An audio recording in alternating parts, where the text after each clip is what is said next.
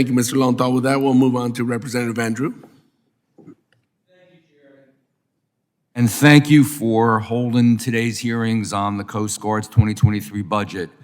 As we know, we have our great Commandant, Carl Schultz, here, and our Master Chief Petty Officer, Vanderhayden, who equally does a great job. Admiral Schultz, thank you for the decades of dedicated service to the United States of America. Your extraordinary tenure as a Commandant has built a stronger United States Coast Guard. The contributions you have made will endure long after your retirement.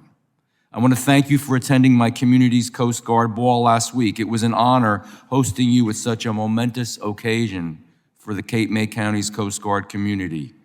Our friendships will only become stronger as the Coast Guard invests in the Training Center Cape May.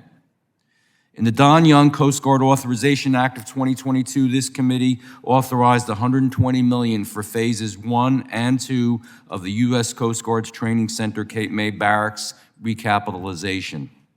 Congress then appropriated $55 million towards phase 1 in a bipartisan and in a bicameral manner. Yesterday, the Coast Guard provided an unfunded priority list to Congress. The list includes a request for $60 million to fund phase 2 of the barracks project. Funding phase 2 in this year's appropriations legislation is a national security imperative. Global threats such as Chinese aggression in the South China Sea and Russia's expansion into the Arctic have greatly increased the importance of the Coast Guard to America's national security.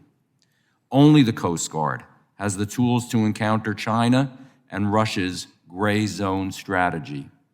To address this global challenge, the Coast Guard needs more and better prepared personnel. 80% of all Coast Guard personnel comes through the training center in my district in Cape May. The expansion of the training center Cape May is the expansion of the Coast Guard itself, and we must expand the Coast Guard to meet the national security challenges of our 21st century.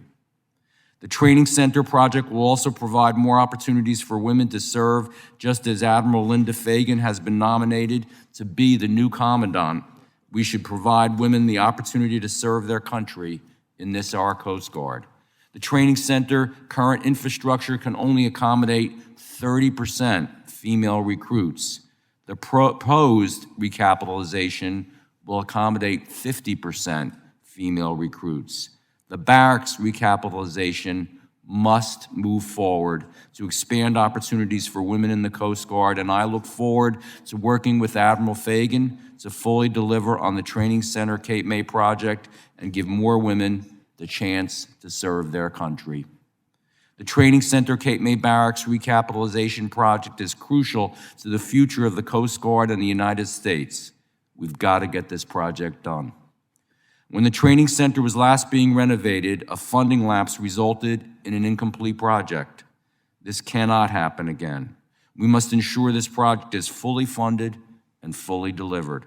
I have proposed with you a framework to deliver this critical project. The first step is for Congress to fund the Coast Guard's year 2023 request of $60 million for the already authorized phase 2 of the barracks projects. The next phase is to authorize phase 3 and 4 in the 2024 Coast Guard authorization legislation. Congress should then fund phase 3 and 4 in fiscal years 2024 and 2025. This framework ensures that the barracks project is fully funded by the start of phase 1 and delivers the full project by 2032. This proposed approach was evaluated by the Coast Guard engineering and budgetary officials, as you know, as operationally, financially, and legally feasible. This plan will ensure that this project is fully delivered, and I submit to the record a framework timeline for this proposal. My framework to implement a prioritized timeline for the U.S. Coast Guard Training Center Cape May Barracks project is feasible, responsible, and imperative to the national security of the United States of America in the 21st century. Admiral Schultz, thank you again for your leadership and your integral role in delivering phase 1 of the Training Center Guard Barracks project. Could you please speak on what the Training Center Barracks means to the Coast Guard and to the United States of America?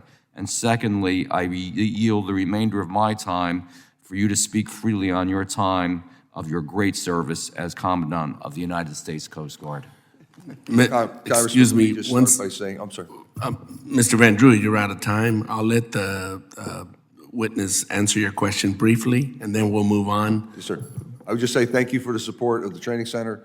The unfunded priority list for 23 that just reached the Hill here includes $60 million for phase 2. As we sequence the conversations earlier about, working within the top lines of federal agency, it maintains my commitment. I speak for my successor that we are committed to building out all phases of Cape May. There's $10 million that came in the IAJ to kind of keep moving the ball forward.